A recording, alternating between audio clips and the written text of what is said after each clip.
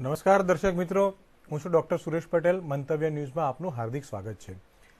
અંગદાન, મહાદાન, અંગદાન, જીવતદાન, આ ક્ષેત્રની અંદર આપણે ઉત્તરોત્તર આગળ વધતા જઈએ છીએ. લોકોનો ખૂબ સારો પ્રતિસાદ મળતો જાય છે અને આપણે અગાઉ પણ ખૂબ બધા અંગ ડોનેશન ઉપરના ખૂબ બધા મહાનુભાવો સાથેની ખૂબ સારી ચર્ચાઓ કરી.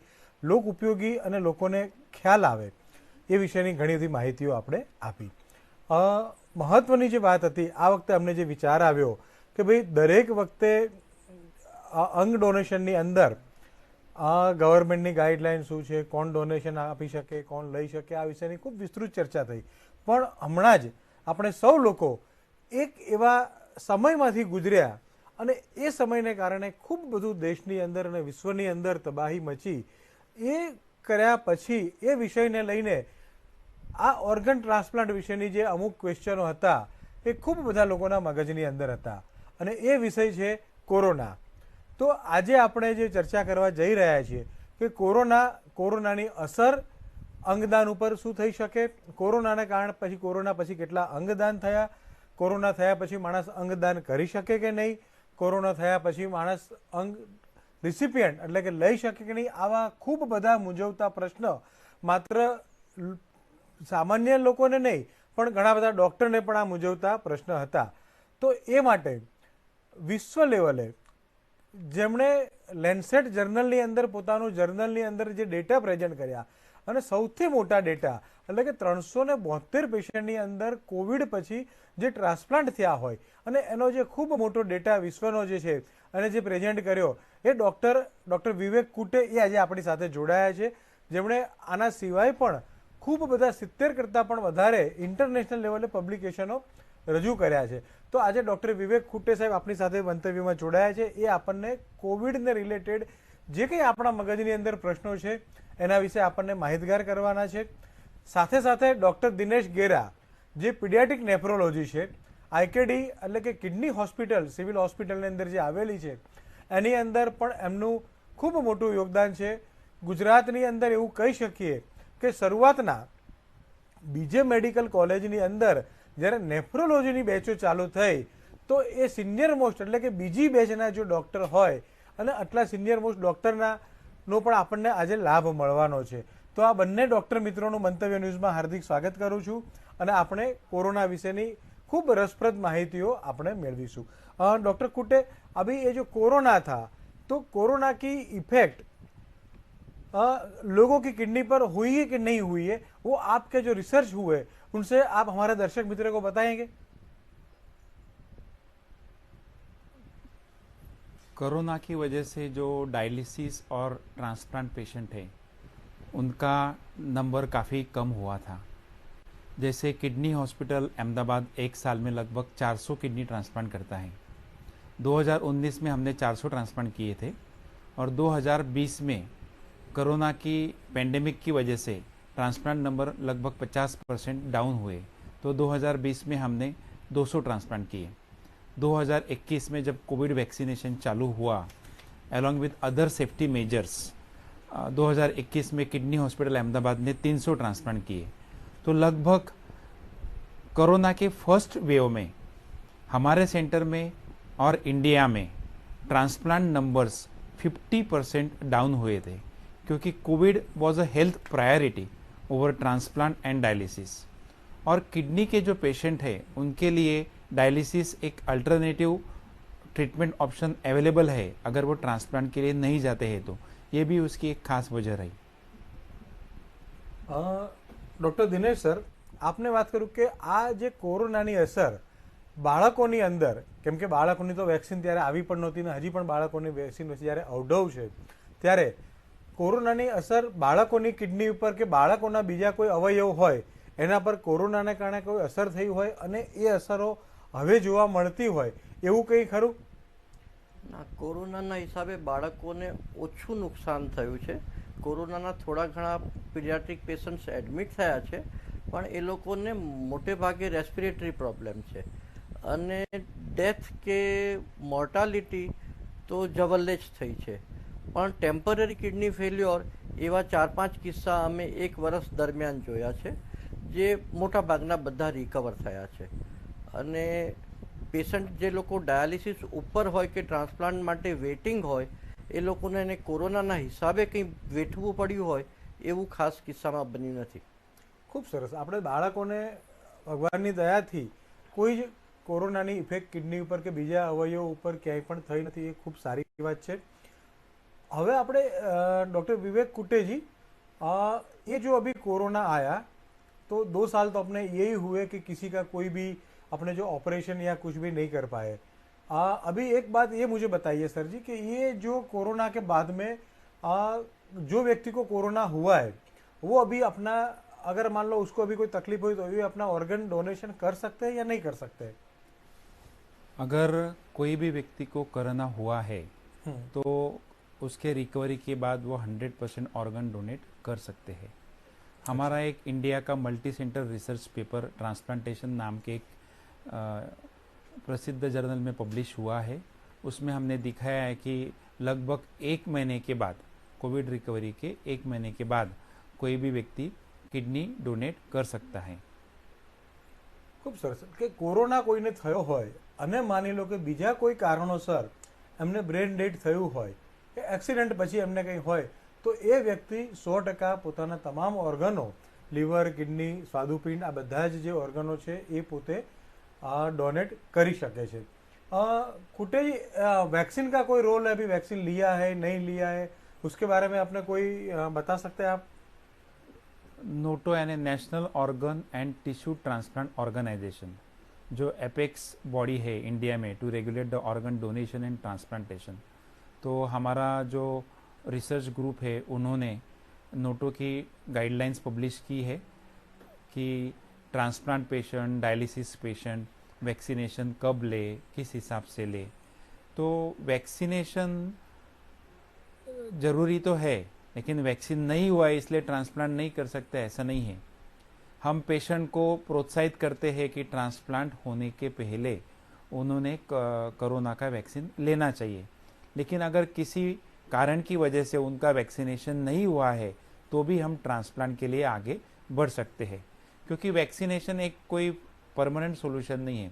वैक्सीन लेने के बावजूद भी पेशेंट को सोशल डिस्टेंसिंग रखना है, हैंड वॉश करना है, बाकी के कोविड एप्रोप्रिएट बिहेवियर है उनको फॉलो करना है. और जो ट्रांसप्लांट पेशेंट होते हैं और डायलिसिस पेशेंट होते हैं उसमें वैक्सीन लेने के बावजूद उसका जो इफिकेसी आती है वो जनरल पॉपुलेशन के हिसाब से कम रहती है. इसलिए अगर पेशेंट ने वैक्सीन लिया है तो अच्छी बात है, अगर लेकिन उसने वैक्सीन नहीं लिया है तो हम उनका ट्रांसप्लांट करते हैं और ट्रांसप्लांट के होने के बाद 8 से 12 वीक में हम उनका वैक्सीनेशन पूरा करते हैं. डॉक्टर दिनेशभाई, आज असर जे छे कोविड पछी बाळकोनी अंदर किडनी ट्रांसप्लांट केटला थया अने कोविड पछी बाळकोमां कोई आनी असर जोवा मळी आपने? एक्चुअली लास्ट ईयर जून के मे પછી ટ્રાન્સપ્લાન્ટ બાળકોનું ચાલુ કર્યું અને એ વખતે બધાને પહેલા કોવિડ નેગેટિવ છે એવા ટેસ્ટ કરવામાં આવ્યા. એટલે મોટે ભાગે જે રિસિપિયન્ટ છે એ તો નેગેટિવ છે જ, અને આપણી ગાઈડલાઈન પ્રમાણે કોક પેરેન્ટ્સ કે ફેમિલી મેમ્બર પાસ્ટમાં પોઝિટિવ હતું એ 1 મહિના પહેલાં હતું, એટલે એના હિસાબે કોઈ બાળકોને પોસ્ટ ટ્રાન્સપ્લાન્ટ કોવિડ થયું નથી અને કંઈ કોમ્પ્લિકેશન થયું નથી. અને હવે વધારાનો ફાયદો એ છે કે 12 વર્ષ સુધી આપણી સરકારે કોવિડ વેક્સિન આપવાનું ચાલુ કર્યું છે અને 70% કરતાં વધારે રિસિપિયન્ટ જે બાળકો છે એ 12 વર્ષથી મોટા છે, એટલે એ લોકો વેક્સિન લઈ લીધું હોય અને પછી ટ્રાન્સપ્લાન્ટ કરવામાં આવે તો કોઈ જોખમ છે જ નથી. બરાબર. આમ નસીબ જોગે કોરોનાએ માત્ર ને માત્ર लंग्स पर असर करी है. कुटे सर, आपको ये क्वेश्चन पूछ रहा हूँ कि ये जो लंग्स पर जो असर हुई है उनकी पोस्ट कोविड कोई अभी इफेक्ट चालू रही है, या ऐसे बाद में अभी मान लो कोई कोविड ठीक हो गया तो उनके लंग्स भी 100% फंक्शनिंग हो गए होंगे? अब तक जितना डाटा हमारे पास अवेलेबल है वो हिसाब से कोई लॉन्ग टर्म सिक्वेली लंग्स के ऊपर और बाकी ऑर्गन्स के ऊपर कोविड की वजह से अभी नहीं मिल रही है. जो लॉन्ग टर्म सिक्वेली कुछ लेस देन 1% पॉपुलेशन में है, that is seen only in the elderly population, और वो उनके जो साथ में उनके पास जो कोमॉर्बिड कंडीशंस है लाइक डायबिटीज़ है, ओल्ड एज है, उनकी वजह से उनको सिक्वेली है. क्योंकि कोविड के दरमियान पेशेंट का डायबिटीज़ कंट्रोल में नहीं था, पेशेंट का ब्लड प्रेशर कंट्रोल में नहीं था, या उनको जो साथ में कोमॉर्बिड कंडीशंस थी वो कंट्रोल में नहीं थी, उसकी वजह से लॉन्ग टर्म सिक्वेली हुई है। लेकिन कोविड की वजह से, कोविड ठीक होने के बाद कोई लॉन्ग टर्म सिक्वेली नहीं हुई है। અચ્છા, કોવિડ થયો હોય એવા પેશન્ટના લંગ ટ્રાન્સપ્લાન્ટ થઈ શકે? कोविड इंडिया में लंग ट्रांसप्लांट कोविड की वजह से सबसे ज़्यादा हुए हैं, specially during the second and third wave. मेरे जानकारी के हिसाब से लगभग 70 लंग ट्रांसप्लांट हुए हैं, mainly in the south India, कि जो पेशेंट को सीवियर कोविड है और बाकी जो अवेलेबल ट्रीटमेंट है जैसे स्टीरॉयड है, रेमडेसिविर है, एंटीबॉडी कॉकटेल है, वो देने के बावजूद अगर पेशेंट का लंग डैमेज रिकवर नहीं हो रहा है तो ऐसे पेशेंट में लंग ट्रांसप्लांट करके उनका सर्वाइवल बढ़ाया जा सकता था। બરાબર. દિનેશ સર, બાળકોની અંદર ફેફસાઓમાં કંઈ અસર થઈ છે કે એવું કંઈ જોવા મળ્યું છે આપણને? ના, એટલે સેકન્ડરી બેક્ટેરિયલ ઇન્ફેક્શન સાથે જે કોમ્પ્લિકેટ થયા હોય ને એમાંથી કોક ડેથ થઈ છે, અથવા તો જૂના નોન અસ્થમેટિકને મોર સિવિયર ફોર્મમાં ઓક્સિજનની રિક્વાયરમેન્ટ પડી છે, પણ મોર દેન 95% કોવિડવાળા પેશન્ટો ટોટલી રિકવર થયા છે. સરસ. એટલે કે કોવિડમાં જે પણ પેશન્ટોને કોવિડની અસર થઈ હતી એ પેશન્ટોની લાઈફ હવે નોર્મલ રૂટીન તરફ જઈ રહી છે.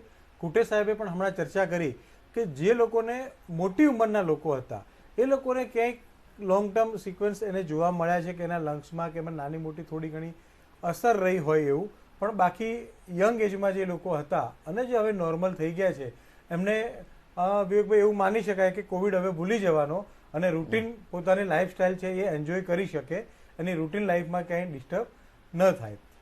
कुटे जी, ये बात आपने बात किया डोनर की. अभी मान लो कोई रिसिपिएंट है, उनको कोरोना हुआ है, ठीक है, अभी ठीक भी हो गए, तो उनके बारे में गाइडलाइन क्या बताती है और अपने जो ये जो सब स्टडी किया उसमें क्या उनके बारे में आप बताते हैं? अगर मान लो कोई डायलिसिस पेशेंट है, वो कोविड से रिकवर हो चुके हैं, तो 1 महीने के बाद उनका किडनी ट्रांसप्लांट हो सकता है। Indian society of organ transplant के जो एक्सपर्ट्स कमेटी है उन्होंने ये संदर्भ में गाइडलाइन जारी की है। उसमें हम ऐसा बोलते हैं कि भाई कोविड रिकवरी के बाद 1 महीने के बाद ट्रांसप्लांट कर सकते हैं और पेशेंट को 4 हफ्ता तक कोई सिम्टम्स नहीं होने चाहिए। फिर पेशेंट की हम कंसेंट ले लेते हैं और हॉस्पिटल में कोविड फ्री पाथवे भी होना चाहिए कि हम ट्रांसप्लांट कर सके। लेकिन 1 महीने के बाद कोई भी ऑर्गन ट्रांसप्लांट कर सकते हैं इन कोविड रिकवर्ड पेशेंट। કુટ્ટે સાહેબ છે એ એક નોટોના પણ એક મેમ્બર છે અને WHO જે વર્લ્ડ હેલ્થ ઓર્ગેનાઇઝેશનની મોટી સંસ્થા છે એના પણ સલાહકાર રહી ચૂકેલા છે. તો મિત્રો, કોરોનાના કારણે જે અસર થવી જોઈએ અથવા જે તકલીફ છે એ કોઈ જ પ્રકારની તકલીફ રહી નથી. બાળકોની અંદર પણ આપણને દિનેશ ગેરા સાહેબે સમજાવ્યું કે એના કારણે કોઈ કિડની ઉપર કે લીવર ઉપર કે એવી કોઈ અસરો જોવા નથી મળી. દિનેશ ગેરા સાહેબ, ગવર્મેન્ટ ગુજરાત સરકાર દ્વારા બાળકોની અંદર ટ્રાન્સપ્લાન્ટ વિશેની શું માહિતી છે અથવા શું એમની પોલિસી છે ગવર્મેન્ટની બાળકો વિશેની, એ આપ અમને જણાવશો? પૂરા ભારત દેશમાં ગુજરાત જ એવું સ્ટેટ છે કે જ્યાં સ્કૂલ હેલ્થ પ્રોગ્રામ ચાલે છે અને 18 વર્ષની ઉંમર સુધી બધાને બધી ટ્રીટમેન્ટ ઇન્ક્લુડિંગ ટ્રાન્સપ્લાન્ટેશન અને ટ્રાન્સપ્લાન્ટ પછીની દવાઓ પણ, અને ટ્રાન્સપ્લાન્ટ ના થાય તો ડાયાલિસિસ અને ટ્રાન્સપ્લાન્ટ પહેલાંનું ડાયાલિસિસ બધું ટોટલી ફ્રી થાય છે. અને આપણા ત્યાં હવે 50 કરતાં વધારે પેરિફરલ ડાયાલિસિસ સેન્ટર પણ અવેલેબલ છે. એટલે જે ટ્રાન્સપ્લાન્ટ માટે વેઇટ કરતા પેશન્ટ જે ઘરે ડાયાલિસિસ કરાવતા હોય એ લોકોને પણ 10 કિલોમીટર કરતાં વધારે ટ્રાવેલ કરવું નથી પડતું. એ લોકો કંઈ તકલીફવાળા હોય ને કોઈ સ્પેશિયલાઇઝ સેન્ટરમાં ડાયાલિસિસ કરાવવા માંગે તો એમને ટ્રાન્સપોર્ટેશનનો ચાર્જ પણ સરકાર તરફથી આપવામાં આવે છે અને એ એમની ચોઈસ ઉપર છે કે ભાઈ નજીકના ડાયાલિસિસ સેન્ટરમાં જે ગવર્મેન્ટથી ચલાવવામાં આવે છે ત્યાં ડાયાલિસિસ કરાવે અથવા મોટી સંસ્થામાં કરાવે. પણ ટ્રાન્સપ્લાન્ટની આગળના 15 દિવસ તો એ લોકો જે તે સંસ્થામાં દાખલ થઈને કરાવે, તો એ દરમિયાન એનું પ્રી ટ્રાન્સપ્લાન્ટ એસેસમેન્ટ પણ થાય અને ટ્રાન્સપ્લાન્ટેશનની વિધિ પણ થાય અને એ પછીની બધી દવાઓ પણ ફ્રી થાય છે. અને ખાલી કિડની રિલેટેડ નહીં, 18 વર્ષ સુધી કોઈ પણ વિષયની બીમારી હોય બધી જ પૂરા ગુજરાતને સ્કૂલ હેલ્થ પ્રોગ્રામમાં આવરી લેવામાં આવે છે. કોઈ પણ જ્ઞાતિ હોય, કોઈ પણ સમાજના હોય, દરેક હા, લોકોને. દરેક લોકોને. અને બીજું હવે આ જે સેન્ટ્રલ સ્કીમ છે PMJY, એમાં પણ ટ્રાન્સપ્લાન્ટની સર્જરી અને એની દવાઓ ફ્રી ઇન્ક્લુડ કરવામાં આવી છે. એટલે ગુજરાતના બહારના પણ PMJY પોતાને રજીસ્ટર કરાવે તો એમને ફ્રી મળે. ટૂંકમાં ભારત દેશની અંદર ગુજરાત એક એવું રાજ્ય બન્યું છે કે જ્યાં PMJY અંતર્ગત 18 વર્ષથી નીચેના બાળકોને કોઈ પણ અંગમાં, માત્ર કિડની, લીવર કે આ કોઈ પણ ઇવન હૃદયના ખૂબ બધા એવા ઓપરેશનો છે કે જે કુદરતી ખોડખાપણને લઈને હોય, એ બધા જ ઓપરેશનો ગુજરાત સરકાર દ્વારા એવું આયોજન કર્યું છે કે તમામ ખર્ચ free of charge civil hospital અને ઘણી બધી હોસ્પિટલો જે રजिस्टर्ड કરી છે ત્યાં એમને करवामा आवता હોય છે. कुट्टे सर, अभी ये जो एडल्ट लोग होते हैं उनमें जो ट्रांसप्लांट हुआ, तो ट्रांसप्लांट के बाद में जो खर्चा होता है वो और क्या क्या तकलीफें हो सकती है उन लोगों को? ट्रांसप्लांट के बाद कॉमन कॉम्प्लिकेशन तो इन्फेक्शन होता है, क्योंकि जो पेशेंट को ट्रांसप्लांट होता है उनको लाइफ लॉन्ग इम्यूनोसप्रेशन देने पड़ते हैं. लेकिन इन्फेक्शन कॉमनली तो चेस्ट इन्फेक्शन होता है या यूरिनरी ट्रैक का इन्फेक्शन होता है. लेकिन जो एंटीबायोटिक्स अवेलेबल है वो हिसाब से सब इन्फेक्शन इजीली कंट्रोल हो जाते हैं. और पेशेंट को मोस्ट इम्पॉर्टेंट है कि जो इम्यूनोसप्रेसिव ड्रग्स है वो उनको लाइफ लॉन्ग लेने पड़ते हैं. उनकी मात्रा ड्यूरेशन के हिसाब से बाद में थोड़ी कम होती जाती है. બહુ સાચી વાત કરી કે કિડની ટ્રાન્સપ્લાન્ટ થયા પછી હવે આ આધુનિક યુગની અંદર અને વિજ્ઞાને ખૂબ હરણફાળ ભર્યા પછી, પહેલા શરૂઆતમાં એવી માન્યતાઓ હતી કે ભાઈ એક વખત લીવર કે કિડની કે હૃદય ટ્રાન્સપ્લાન્ટ થયા પછી ખૂબ બધી તકલીફો પડતી, સર્વાઈવલ રેટ પણ ખૂબ ઓછો હતો. પણ આજના સમયે દવાઓ ખૂબ સારી આવી એટલે જેથી કરીને खूब सारा रिजल्ट हो. कुटे सर, ऐसा बोल सकते कितने परसेंटेज लोगों को प्रॉब्लम हो सकती है कि या कितने लोग को नहीं हो सकती है? ऐसा कोई डेटा अपने पास? इन्फेक्शन लगभग 5 से 10% लोगों में इन्फेक्शन होता है. राइट. लेकिन वो एंटीबायोटिक्स और अवेलेबल तो कोई भी ऑपरेशन के जो कॉम्प्लिकेशन है वही मान लो कि वही इनके तरफ से होगा, लेकिन उनमें मोर्टालिटी हो सकती है? मोर्टेलिटी काफ़ी कम है. इन्फेक्शन की वजह से मोर्टेलिटी काफ़ी कम है. आप 1% मान सकते हैं उसमें. ડોક્ટર દિનેશ સર, બાળકોની અંદર ટ્રાન્સપ્લાન્ટ કરાવ્યા પછી એ બાળક એની આગળની જિંદગીમાં એને કોઈ તકલીફ પડે અથવા તો એને કોઈ સ્પેશિયલી કાળજી લેવી પડે અથવા તો એ અમુક કામ ન કરી શકે એવું કોઈ ખરું કે એને માની લો કે 14 વર્ષની ઉંમરે કિડની ટ્રાન્સપ્લાન્ટ થઈ તો એને આગળની જિંદગીમાં અમુક હાર્ડવર્ક ન કરી શકે એવું કોઈ ખરું? ના, વર્કની લિમિટેશન અથવા વર્ક ટોલરન્સની લિમિટેશન નથી, પણ કિડની ડોનર અને રિસિપિયન્ટનું ટિશ્યુ મેચિંગ મહત્ત્વનું હોય છે.